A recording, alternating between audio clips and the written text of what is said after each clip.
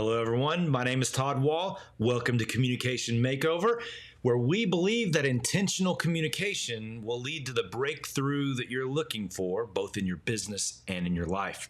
The problem we're dealing with today is how do you create engagement with your audience? So it's not just you talking out into the vast open cavern and just wasting your time and energy, but you are leading a person from point A to point B.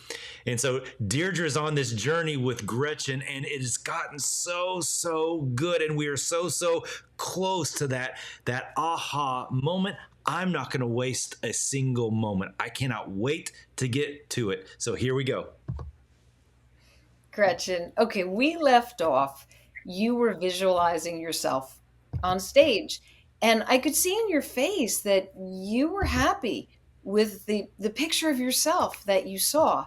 And I Mhm. also want to point out, you said something really interesting about when you're speaking with your family, plenty of conversations where you're using your hands and your nonverbal cues. That's because when you're speaking with them, would you say that you are an engaged speaker? Yes, I'm obviously very engaged in that topic and communicating with them. Yes. Yes. So there's already a part of you. You're there. And it's just figuring out what part of your personality and persona can you take from an experience that you're already having and bringing that onto the stage so that you feel comfortable. Because clearly you feel comfortable around family and friends. And I'm sure there's been situations with coworkers where you've led meetings and you're an engaged speaker. Has that happened in the business setting? Yes, without a doubt. I have the opportunity to lead a team, and um, I would say I'm very comfortable with that and communicating. I probably am more relaxed when I am talking to them. So naturally, I use my hands and my body more than I would probably standing on stage. Okay. Now, did you know that when you stand on stage, first off, that audience out there, unless they're forced to be there, they are your champions. They want to be there. Did you ever think about that? I had not thought about it from that perspective. No, that's a very good way to think about it. They actually want to be there and hear what I have to say. Right. How does that make you feel? It makes me feel good. Definitely, it changes maybe my perspective of how I'm communicating with them. They are waiting for that information. Exactly. They want to hear from you. They are waiting for you to show up. And the way that you start, you share something that's powerful that gets them engaged immediately. Now, I know one of your impact targets you said is very much around the message and getting the right talking points, and you're in your head about that, and that might prevent the engagement. Would you say that you know this story really well? Yes, absolutely. I've told it many times, and obviously, I somewhat experienced it. Right. So do you trust yourself with this story to deliver it? I should trust myself with this story, yes, and I can. Yes. And you do. And I think that if you look at there's a couple pieces here. There's a preparation piece where I think every day, Gretchen, you're preparing for speaking because you are the engaged speaker. Does it feel comfortable to say I am an engaging speaker? I can certainly say that. I know that saying that to myself will make me believe it more. I probably don't initially believe it, so that's my challenge, but I know it makes sense to me that I should say that until I know it for myself. Right. And are there instances where perhaps you could remind yourself?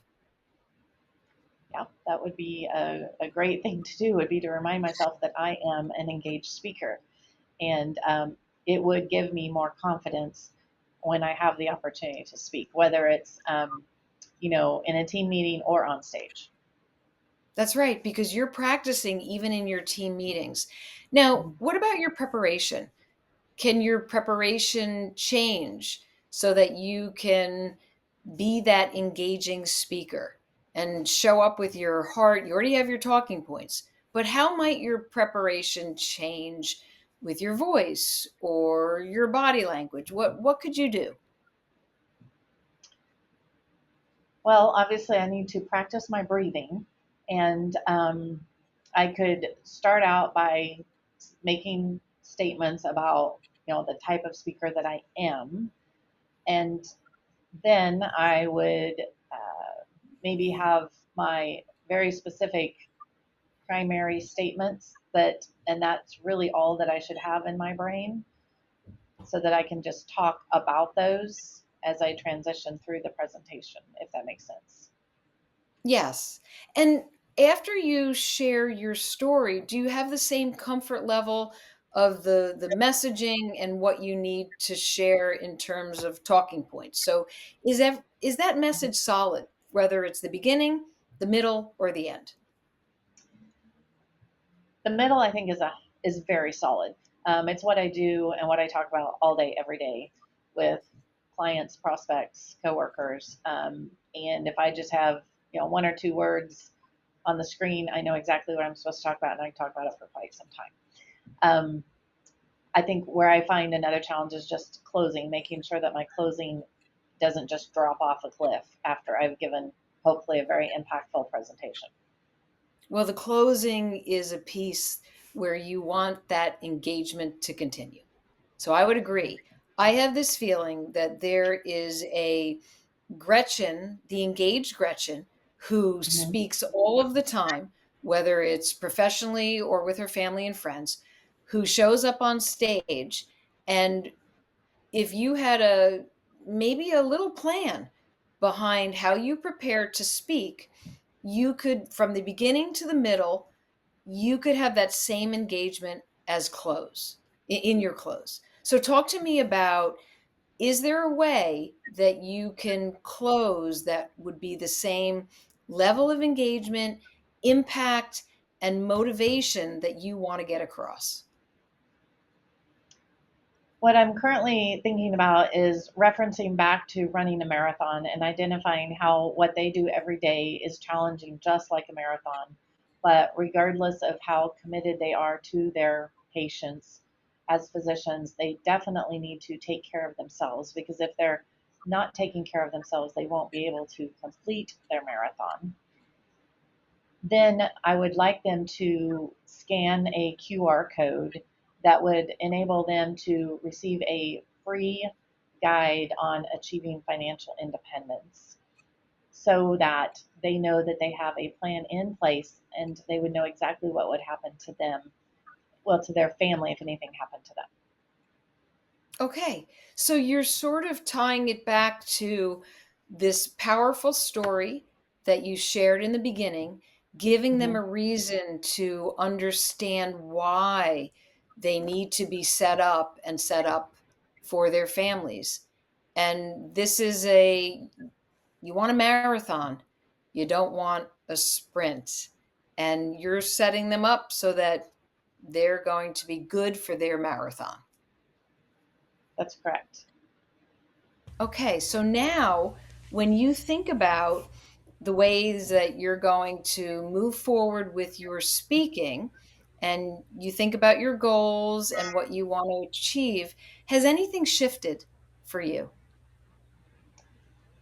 Absolutely. I feel like through talking with you that I am doing a better job than I feel personally that I am. I am probably more engaged and engaging the audience, and I now know that I need to, definitely focus on my breathing and do a better job of getting out of my head and focusing on the audience while I'm speaking, rather than just on the words that I think I should say. Okay. Well, now let me hear you share about your future self as a speaker. With everything that we've talked about, I'm a speaker who. I am a speaker who is routinely requested to come speak to groups of all different people in all different walks of life, who is known to be very impactful and makes a difference in those who are hearing her story and what they are doing immediately after that presentation and putting those things into practice for themselves. Well, that is a powerful speaker. You just said it. That is your future self. You saw yourself, which means that is you, and you can do it. And I hope this has helped you. Thank you, Gretchen. Thank you very much, Deirdre. This was great. I appreciate it. Thank you. I love that, Deirdre. You know, and one thing I'm curious about, I saw her countenance change when you had her say, "I am an engaging speaker." Like her nonverbals were different. I wonder if there's a second part of that magic sentence that she can repeat to herself of, "I am an engaging speaker, and people are here to hear me." Because I heard Right. that in that previous part where she goes, "You know what? I hadn't thought about that. I guess they are here to hear me. They're not being forced. No. No one's in lunch detention right now." So I wonder if that's part of a magic formula for her in terms of what to repeat, that internal dialogue.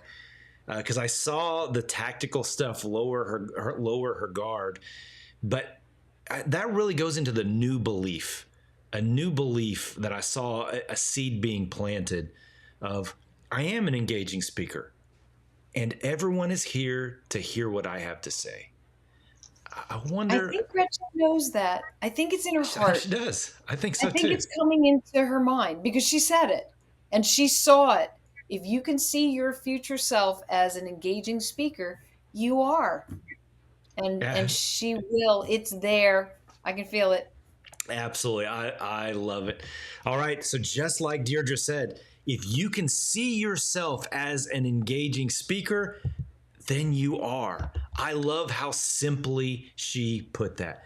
That's it for this week. I hope you enjoyed on how to engage with your audience, the mental shift that took place, the new awareness, the new belief that is, even if it's just in a seed form now, that's going to unlock the new future her and the dynamic speaker that's not just going to talk into a cavern, but it's going to change people's lives.